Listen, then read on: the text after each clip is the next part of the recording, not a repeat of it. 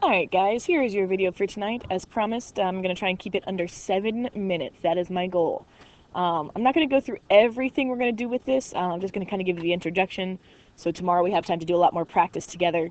The idea comes down to when you play mini golf, like if you're actually out playing it, or if you're actually out playing pool, or anything like that, without taking a protractor with you, without like sitting there and measuring angles, how can you actually know what to aim at?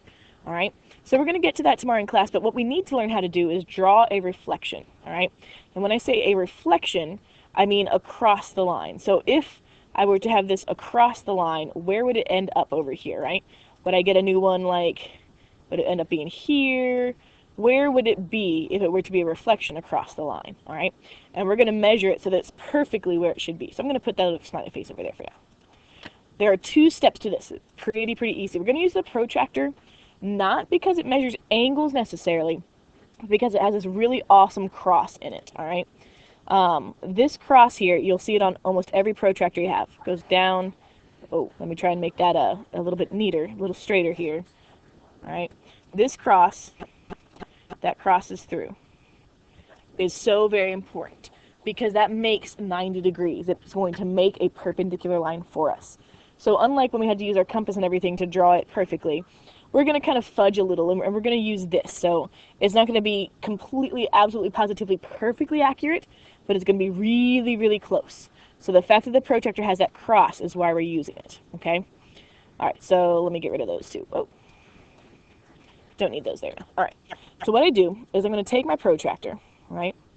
My first goal is to kind of draw, I refer to it like as the train tracks of this smiley face. It needs to come across the line over here.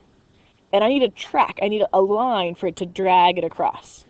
All right, so, sorry guys, I was just checking the time on that. Whew. All right, we're going to go a little faster on this. So I need a track to draw so I know where this smiley face is coming to. So this is the first step. I call it drawing the track. The idea is I want to line up this cross. Remember that cross I showed you? I want the up and down to be perfectly on the line. See how 90 degrees over here hits the line?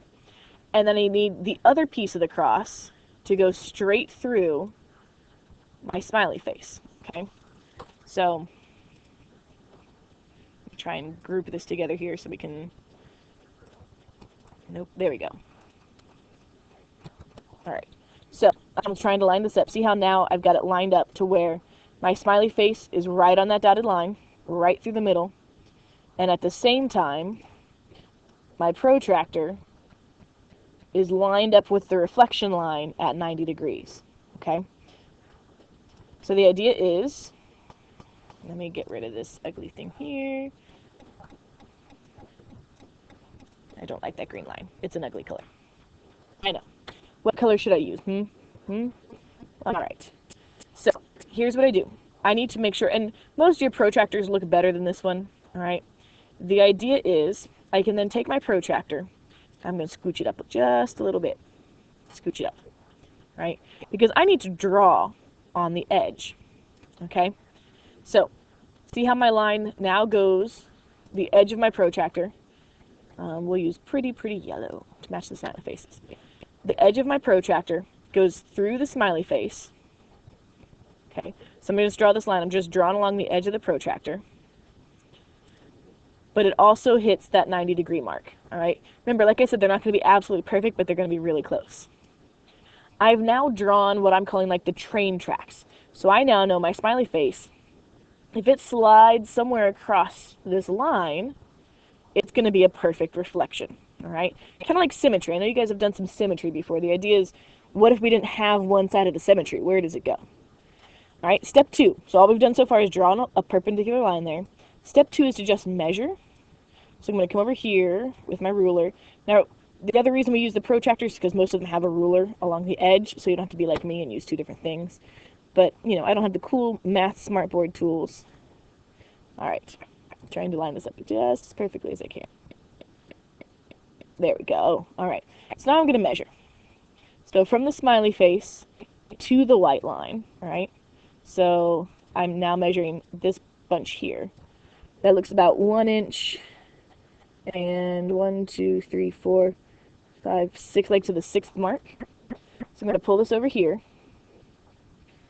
And I'm going to measure, again, 1 inch, and 1, 2, 3, 4, 5, 6th mark is this one right here, right?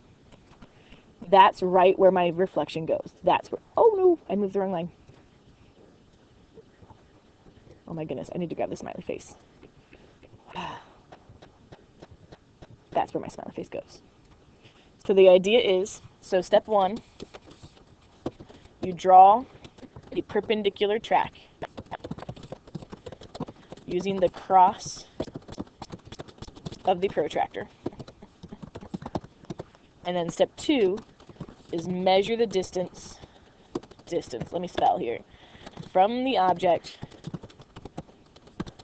to the line, and you reflect that distance.